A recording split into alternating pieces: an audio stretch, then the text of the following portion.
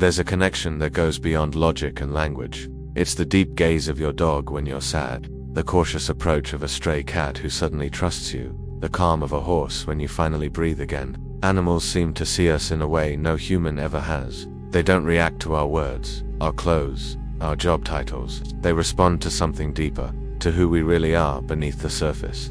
What is that thing they sense? What is this invisible energy that draws them close or sends them running, and why can't science quite explain it? The question is, why do animals see the energy of your soul? And what does this ability teach us about our own reality? For centuries, this quiet truth has been whispered in sacred circles, preserved not in grand doctrines, but in the silence between breaths, in the way a cat chooses your lap, in the moment a bird lands near you and doesn't fly away. It's a knowledge that was never meant to be locked in books, but felt in the body, known in the bones. And yet, it was guarded, not because it was dangerous, but because it was too simple, too pure, too revealing. Because if animals can see the soul, then we are never truly hidden, not from them, not from life itself. But why has this understanding been kept in the shadows? What happens when we realize that every creature around us, the dog at our feet, the crow on the wire, the owl in the trees, sees us more clearly than we see ourselves? Along the centuries, this awareness surfaced in fragments. In ancient Egypt, the cat was not worshipped for its elegance, but for its sight. Priests of Bastet believed it could perceive the ka, the vital soul, and would react to disturbances in a person's energy field. Before entering sacred chambers, a white cat would walk ahead of the pharaoh. If it hesitated, the ritual was postponed. The animal wasn't a symbol, it was a living detector. In the Celtic world, the deer was seen as a guardian of thresholds, a being that could walk between worlds.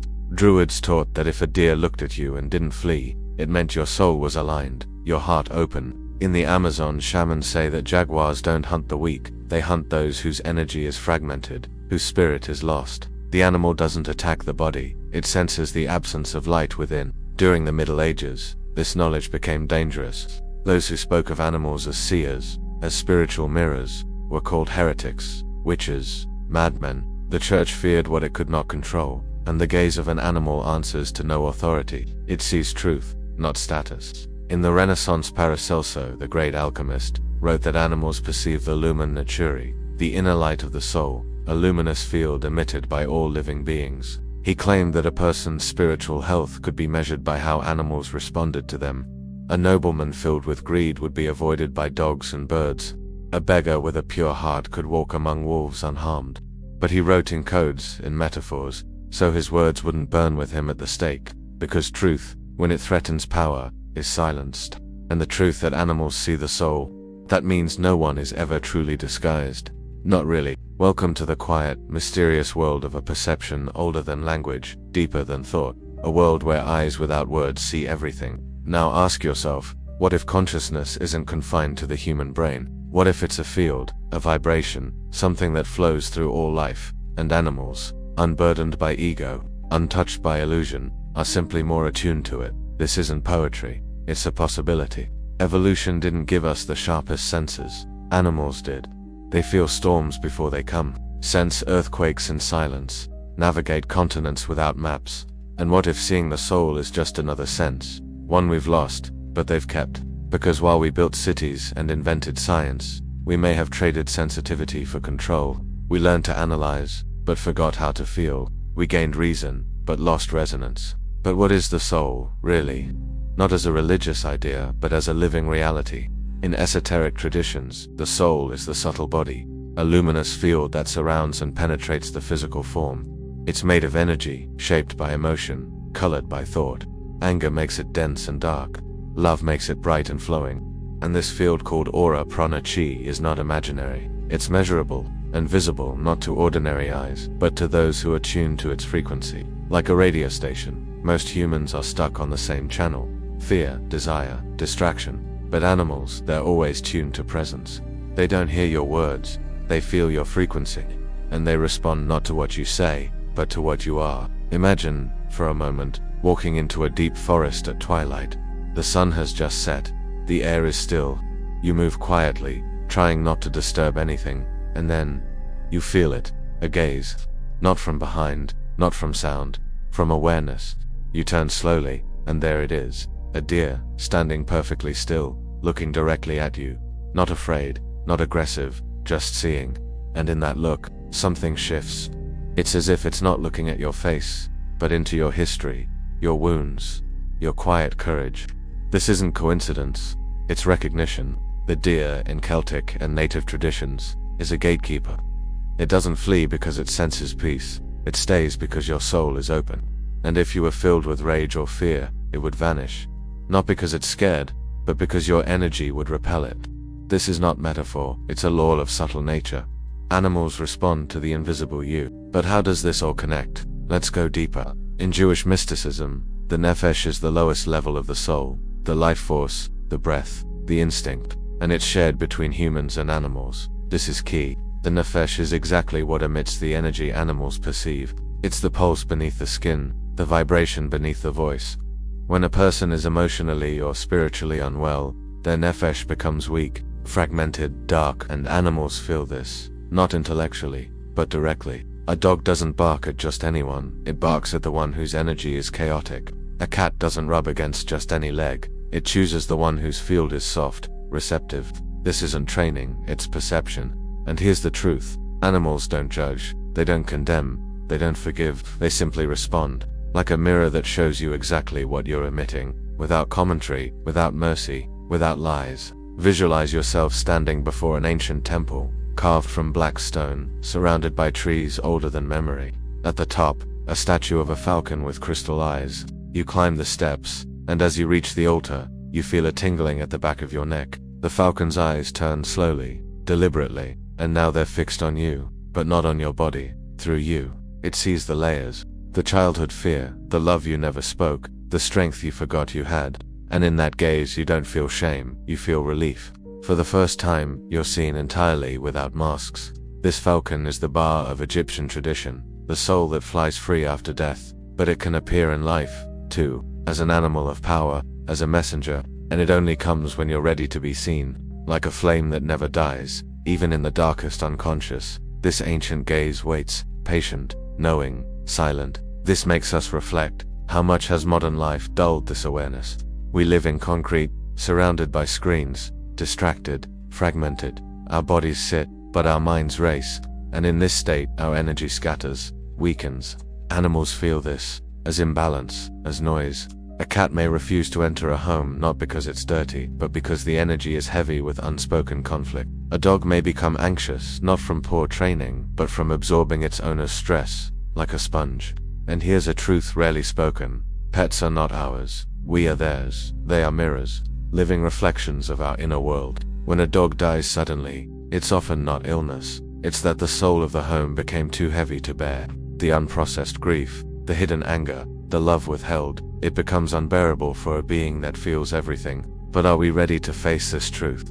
Because if animals see the soul, then every thought, every emotion, every hidden wound, it's all visible. The cat on the windowsill, the bird outside, the dog at your feet. They all know. They know when you lie, when you pretend, when you cry in silence. And they don't judge, they simply know.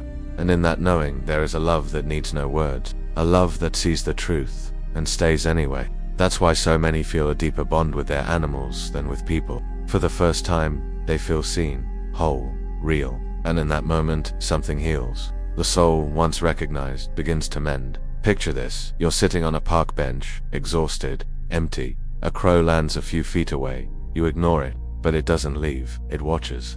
After a while it steps closer, makes a soft sound, almost a call. You look up, and suddenly, you're crying. You don't know why, but it's as if that dark eye touched a hidden wound. The crow doesn't flee, it waits. Until you're calm, then it flies. This isn't chance, it's ritual. In Norse tradition, the crow is Odin's messenger, not of death, but of wisdom. It doesn't bring endings, it brings revelation. It appears when it's time to face the shadow, and it chooses only those ready, because only the willing can bear the gaze of a crow. Now ask yourself, what if animals are the true priests of the earth? Not those who preach, but those who perceive. While humans built churches, animals kept the natural temples alive. Forests, rivers, mountains, with their sacred presence. A wolf howling at night isn't just marking territory, it's singing an ancient chant, a prayer to the cosmos. A dolphin leaping in waves isn't just playing, it's dancing with the ocean's energy, balancing subtle fields.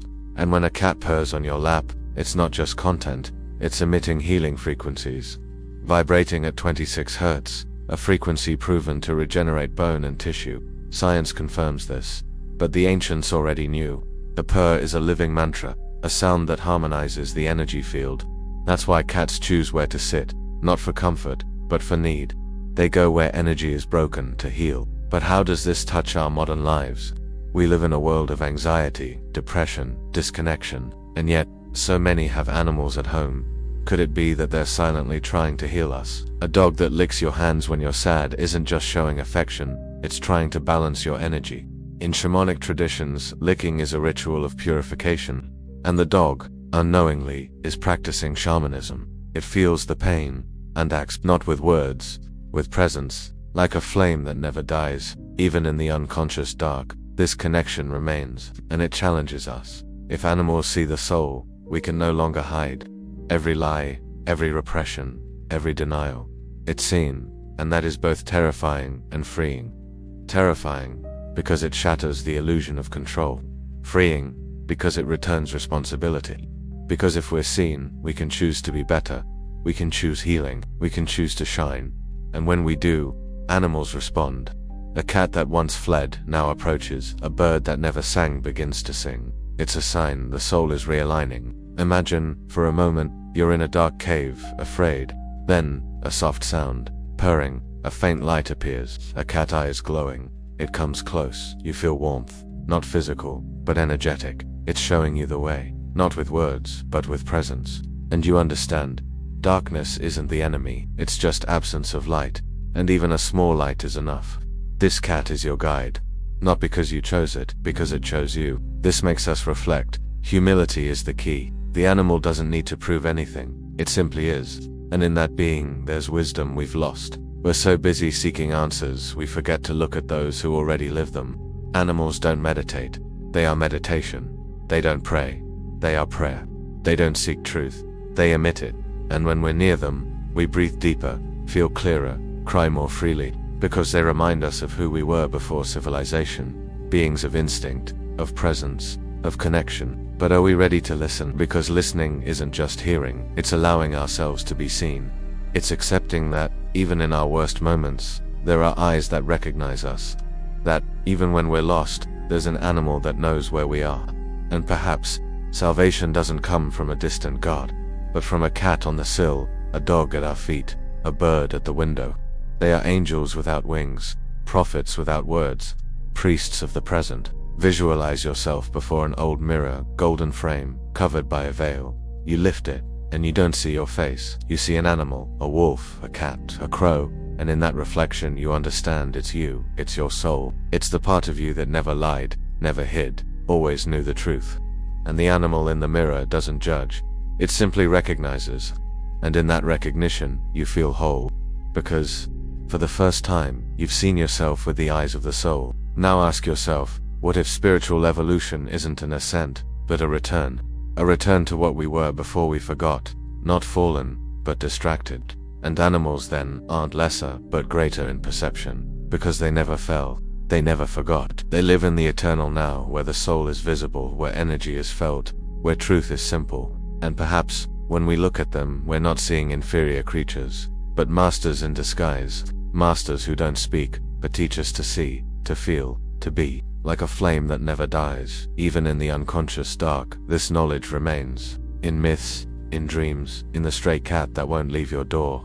And every time a cat stares into your eyes with that ancient gaze, it's not just seeing you, it's reminding you that you have a soul, that it shines, that it's seen, and that, even in silence, there's always someone, or something, that knows who you are. The seeker's journey is like an ancient scroll slowly unrolling, revealing symbols that feel familiar, like memories from other lives. Each revelation is a candle lit in the temple of the mind, illuminating corners we never knew existed. And at the end of this path, we don't find answers, we find gazers. Gazers of animals who've seen us all along, who waited, who stayed, and who, even now, are beside us, reminding us that the soul isn't a concept, it's a presence, it's a light. It's something that can be seen. Thank you for your curiosity and courage to walk these untrodden paths, for listening not just with your ears, but with your soul, for allowing yourself to be touched by ancient truths, forgotten memories, silent gazes that cross time. Are you ready to take the next step? Remember, every ending is just the beginning of a new journey of awareness.